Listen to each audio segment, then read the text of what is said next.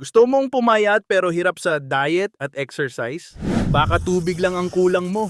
Alam mo ba, ang tubig ay natural fat burner. Kung tama ang pag-inom mo, mas mabilis kang papayat. Ganito gumagana ang tubig sa katawan. Pinapabilis ang metabolism. Mas mabilis ang fat burn. Tumutulong sa digestion. Para iwas bloating. Pinapababa ang cravings. Mas konting kain, mas konting calories. Pero hindi lang basta inom.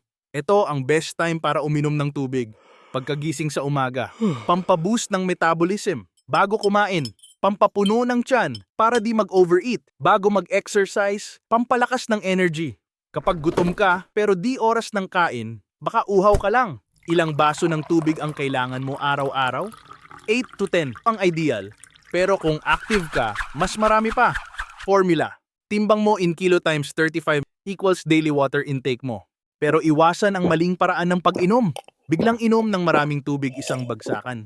Hindi ito epektibo. Umiinom lang kapag nauuhaw. Dapat regular ang tubig intake mo. Laging soft drinks at juice. Mas tataas lang ang sugar at calories mo. Kung gusto mong mas mabilis pumayat, gamitin ang tamang pag-inom ng tubig. Comment tubig kung sisimulan mo to. At syempre, i-like and subscribe sa Fit Pinas para sa mas maraming fitness tips.